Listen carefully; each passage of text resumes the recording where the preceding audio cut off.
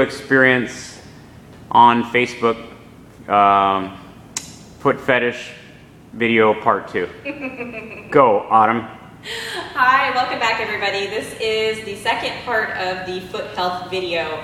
And as I alluded to in the first video, I've had so much experience with foot pain and with problems related to feet that I do have quite a bit of experience in this realm, and it will continue to grow as I keep improving the health of my feet and my body.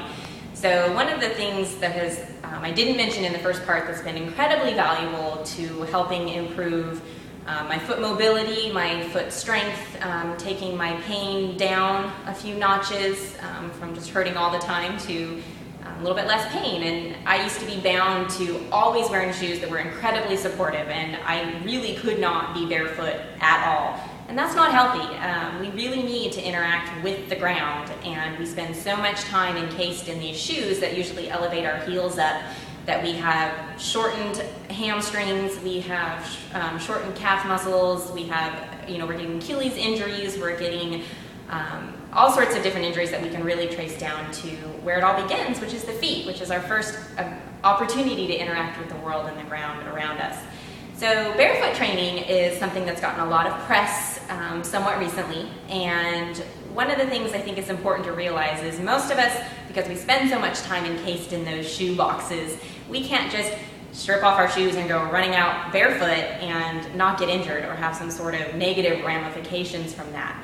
So some of the strategies I've been using to help myself transition into being able to be barefoot at all, which again I have not been able to do for years without so much pain. Usually I would just end up in a massive foot cramp, almost immediately, trying to walk around barefoot. Those cramps are horrible if you've ever had them.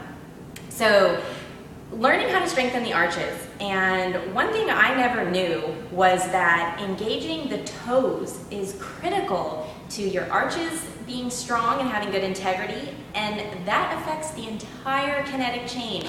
Every single muscle up the rest of the body is affected by the health of your feet.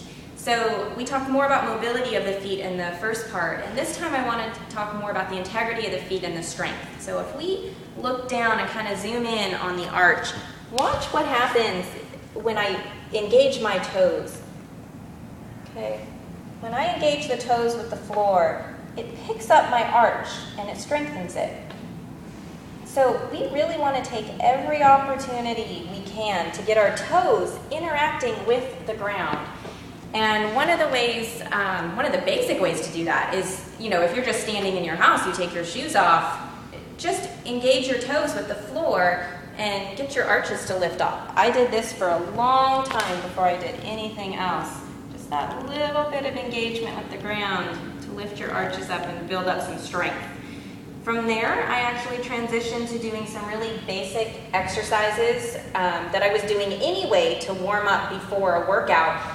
And some of you are familiar with these, some of you are not, but some basic mobility exercises just with your shoes off. So if you're doing some basic bridges, where you're doing hip and glute activation, so we're focusing on lifting the hips, but I want you to engage your toes. So it's amazing what I see happen when I ask clients to do this. People will start, their toes are way up here, they're rolling out, they're rolling in. This is very telling of other problems that are happening in the body. So engage your toes and then perform the exercise.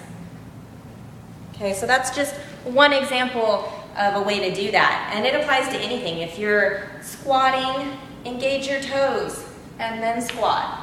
Use your toes to pull yourself up. It's going to engage all the rest of the thigh and hip muscles much more effectively, at the same time strength training your feet and your arches.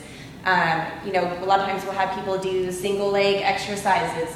Getting those toes engaged really is responsible for balance, let alone strength and proper muscle activation up the chain. So again, just to kind of wrap that up, another way to help the health of your whole body, get all of your muscles functioning correctly, but especially to start strengthening your feet and your arches, is just to get your toes engaged with the ground and spend a little bit of time outside of your shoe boxes. Okay, so keep in mind when you're transitioning from your shoe to the barefoot world, this is a good way to start with that, just that little bit of toe engagement. All right, this is Autumn signing off for Paleo Experience Bootcamp.